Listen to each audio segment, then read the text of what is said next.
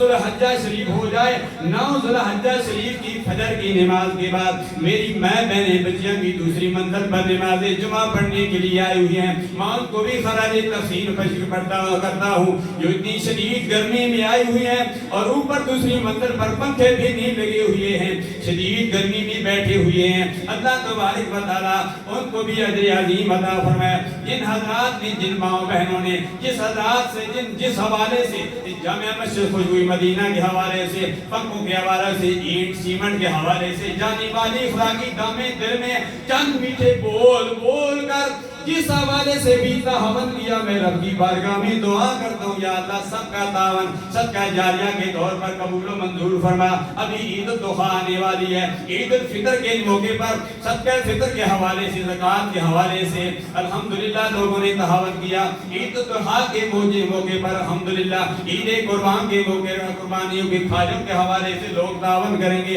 اللہ سب تعاون کو قبول و منظور فرمائے۔ وعد کر رہا اللہ فرماتا ہے وَلَيَالٍ عَشْرٍ، اے میرے بندوں مجھے 10 راتوں کی قسم، ان 10 راتوں کی رب ذوالجلال قسم اٹھا رہا ہے۔ ان 10 راتوں میں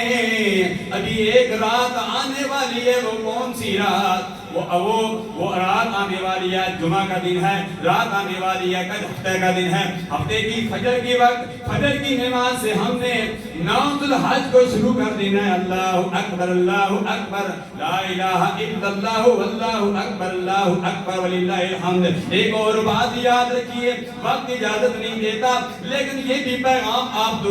دیتا جاؤں۔ امید ہے آپ آج بھی کئی حضرات نے، کئی مہمانوں نے جمعہ کا روزہ بھی رکھا ہوگا۔ اگر جمعہ کا روزہ نہیں رکھا ہے، کل ہفتے کا روزہ ہے، اگر کی شدید گرمی ہے لیکن ایک ہفتے کا روزہ رکھنا، 9 ذوالحج شریف کا روزہ رکھنا، عرفہ کا روزہ رکھنا پورے سال کے روزوں کے برابر، ثواب کے برابر ہے۔ ہو سکے تو کل یوم عرفے کے دن روزہ رکھنا۔ ذوالحج شریف کے بابرکت راتیں بھی جا رہی ہیں، دن بھی جا رہے ہیں، برکت والی راتیں، برکت والی دن یہ مقدر والوں کو ملیں گے۔ اللہ فرماتا ہے مجھے 10 راتوں کی قسم، اس کے بعد اللہ تبارک و تعالیٰ فرماتا ہے وَالشَّفْعِ وَالْوَتْرِ، فرمایا میرے پیارے حبیب مجھے تمام کائنات کی قسم، فرمایا مجھے تمام مخلوق کی قسم، مخلوق میں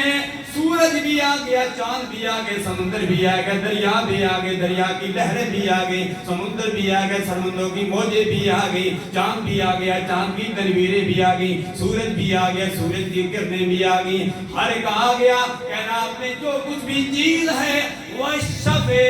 اللہ فرماتا اے لوگوں مجھے کائنات کی ہر چیز کی قسم، وَالْوَتْرِ، اللہ فرماتا ہے جس رب نے یہ قرآن اپنے پیارے حبیب پہ نازل کیا ہے، رب فرماتا میں اکیلا ہوں، نہ میرا کوئی باپ ہے، نہ کوئی میرا بیٹا ہے۔ رب ذوالجلال فرماتا ہے وَالْوَتْرِ، مجھے تاک کی قسم، یا اللہ تاک سے مراد کون ہے؟ رب ذوالجلال فرماتا ہے قُلْ هُوَ اللَّهُ احد، تاک سے مراد رب ذوالجلال کی ذات ہے، ایک ذات ہے، اس کا کوئی دوسرا شریک نہیں ہے۔ فرمایا مجھے اپنی قسم، اے بندو مجھے، میں اپنی قسم اٹھا کے، تمام کائنات کی قسم اٹھا کے، 10 راتوں کی قسم اٹھا کے، فجر کی قسم اٹھا کے، اے دنیا والوں تمہیں بتا رہا ہوں حَلْ فِي ذَلِكَ قَسَمٌ لِذِي